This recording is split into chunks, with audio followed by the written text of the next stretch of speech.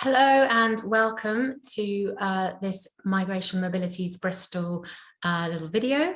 My name is Natasha Carver and I am a lecturer in international criminology at the University of Bristol and also a member of Migration Mobilities Bristol. And my research looks at legal constructions of racialized and gendered identities and how those identities are negotiated by those who are subject to their force. And my book, which is just out this year, is called Gender, Marriage and Refugee Migration.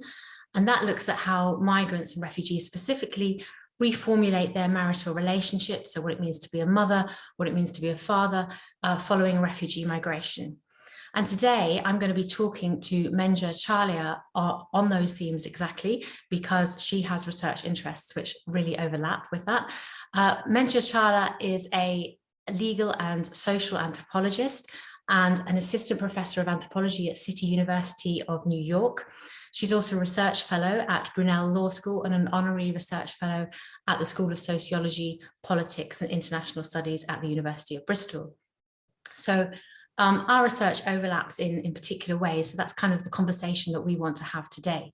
So Mengia has just been leading an EU-funded project which examined the experiences of LGBTQI plus asylum seekers with a Muslim background within Germany's asylum system. So Mengia, hello and welcome. Thank you. Hi, Natasha. Thanks for having me. I was just wondering if you could just start by telling us a little bit more about that project that you were doing. Sure. So I started the project back in 2018 together with Bridget Anderson. And so the project was really framed around the questions of how sexuality, sexual orientation, gender identity, and sex characteristics are kind of assessed and viewed at within a very legal context. So we are thinking about first at the asylum interview, what happens when people who identify themselves as being lesbians or being gay, being intersex, transgender, or gender fluid, how are they recognized as such within these legal contexts?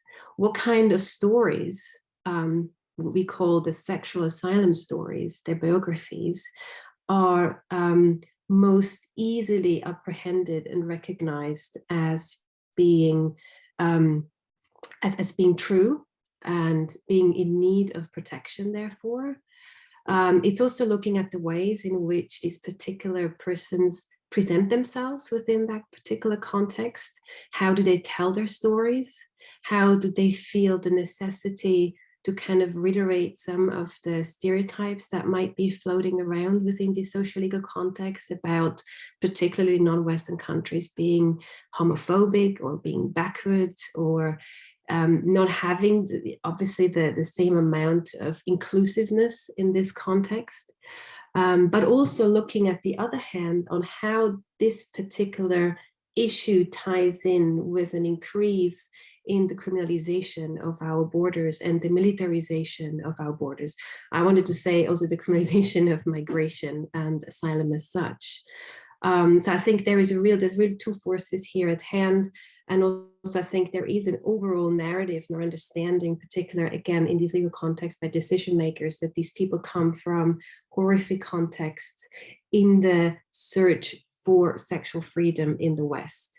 And my project is also looking at the ways this kind of search of freedom can be quite complicated and multi-layered, and to some extent really also lead to disappointment. Wow, that sounds fascinating and loads of detail in there.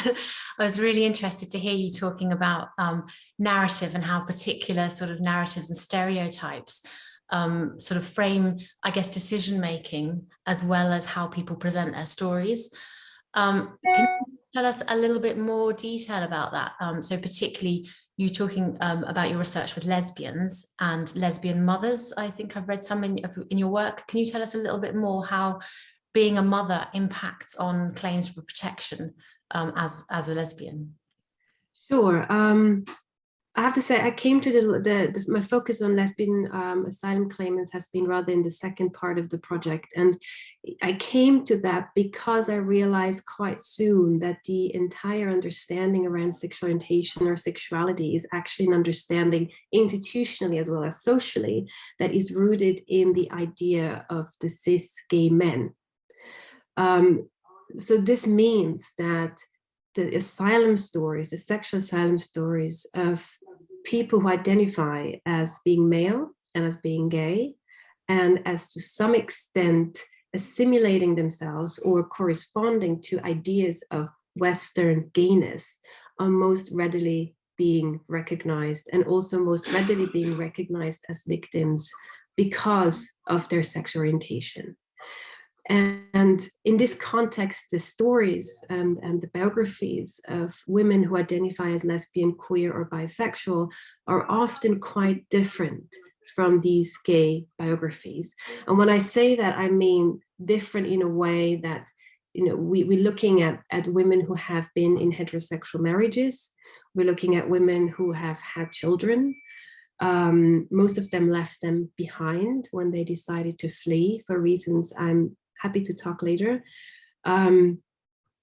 But once they enter this legal space, where there is a certain amount of expectation of what sexuality means, what it means to be gay, what it means to be homosexual, they often fail because they do not correspond with these expectations. Marriage and children are not necessarily read as a part of a gay biography.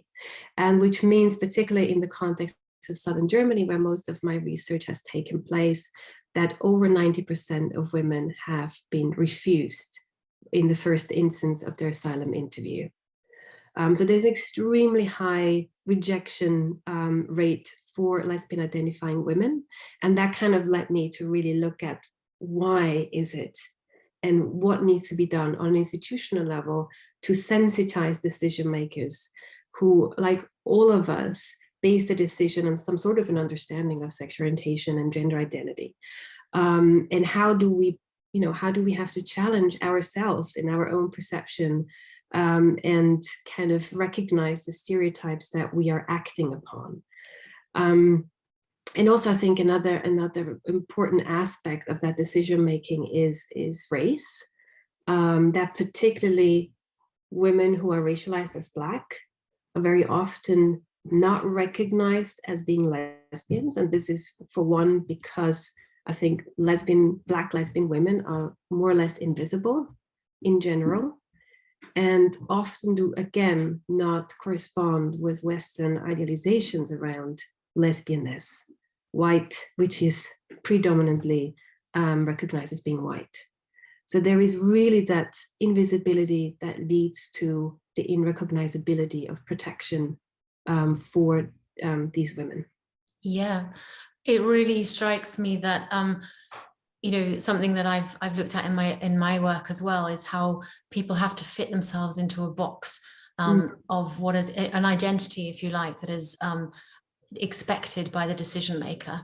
And you know, in the UK we have legal representation, or some people get to have legal representation, and very often the work that I did around displaying genuineness is about how the legal representatives sort of help people translate, if you like, their story into the kind of cultural expectations that they think the decision maker will understand.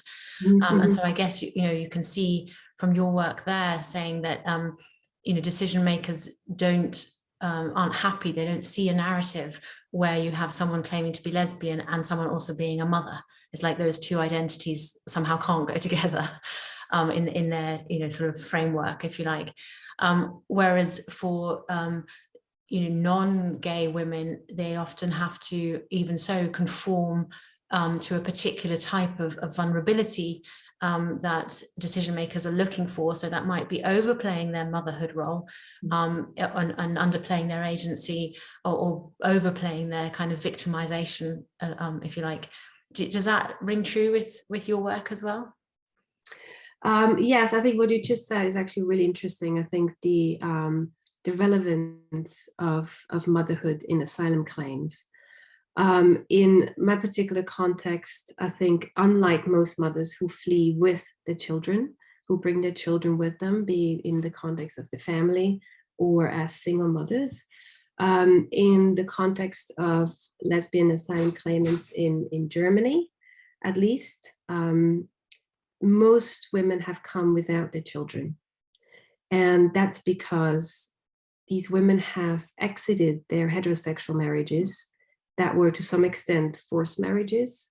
They were marriages that were, that allowed them to hide their sexuality within a larger social as well as political context that can be quite dangerous and violent for them. And they had children within that context. And to take children out of a country without the permission and the consent of the other parent can be legally quite dangerous.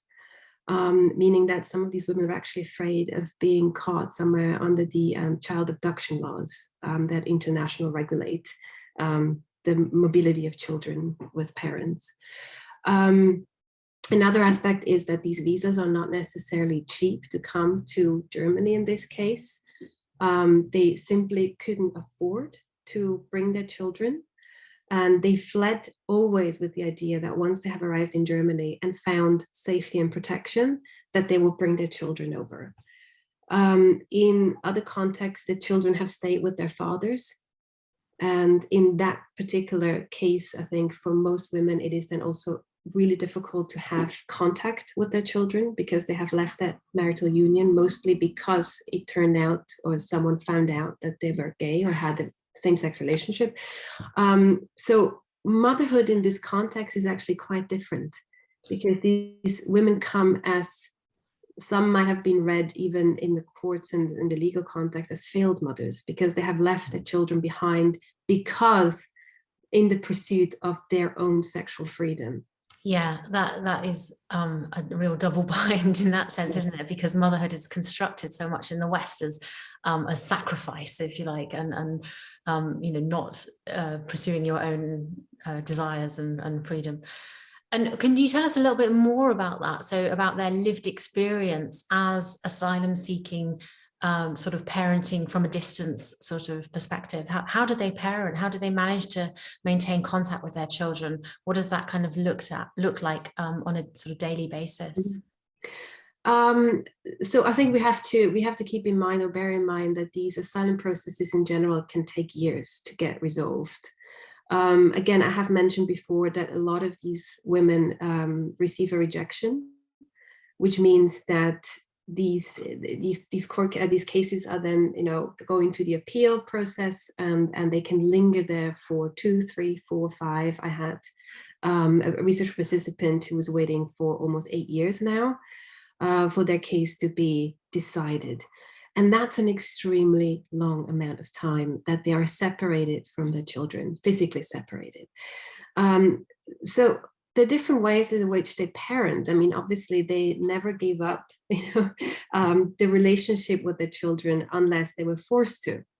And the goal of all of these women has been always to kind of keep in touch with their children as much as they can, to look after them, to make sure they go to see a doctor, to make sure they go to school, to make sure they have enough food, that they have, that are cared for. Some of them stay with relatives, others stay with LGBTQI+ allies back in their country of origin.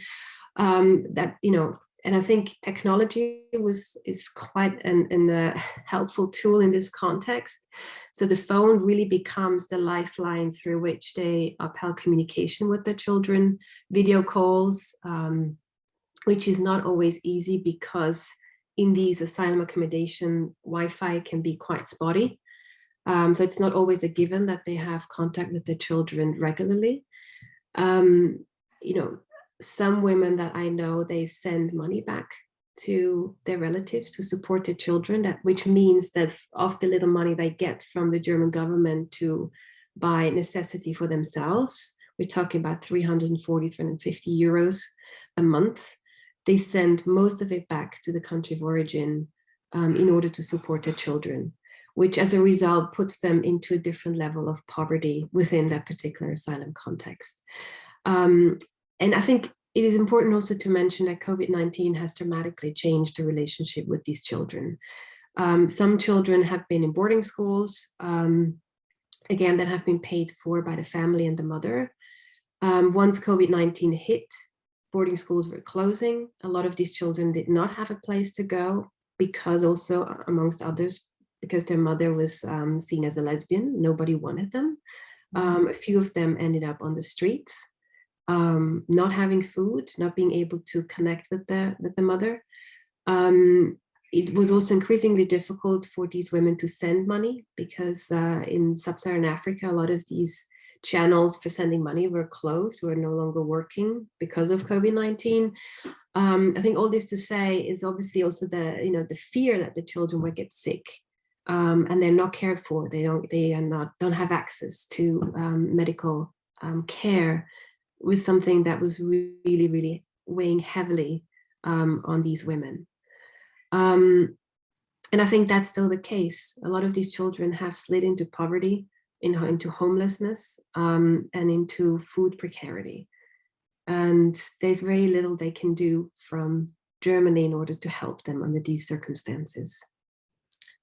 So that's really hard to hear, but what do you think we can do about it now? I mean, I know you do belong to a kind of activist network. Can you talk a little bit about that and tell us a bit about that? Yes, so I am connected to women who are activists and lesbian women, mostly from sub-Saharan Africa. And I mean, I think, first of all, it's for them important that they get recognized as mothers within the German context. I've often been told that it was, they felt ashamed of telling other people about the children that they left behind, of mothering openly, but also that they felt they had no support network, that would support them as mothers from afar or as border mothers. So there are now efforts on the way to kind of build these networks in collaboration with an NGO in southern Germany, where most of these women seek support also for their legal cases. And I think these are really wonderful kind of wonderful attempts to also build a community of mothers. And I think often in asylum accommodations, mothers have established some sort of networks which are, become extremely valuable also for the time when during which the cases are ongoing. You're asking me, what can we do? There is a website that I would like to direct you, and perhaps we can put that into or add that to the podcast. It's a GoFundMe page where you can donate money that will then directly go to these children who are still in the countries of origin. Thank you. We will definitely add that at the end of the podcast. Thank you so much for talking to us today, Mengia. That's all we've got time for just now. But I do look forward to reading your next article, which I think is to be out shortly. Which journal is that one in? It's a journal on the experiences of motherhood of lesbian asylum claimants, and hopefully it will be published with ethnic and racial studies. Fantastic. In a month, I guess. Fantastic. Well, I look forward to reading that. Thank you so much for talking to us. Well, thank you, Natasha. It was great. Thank you.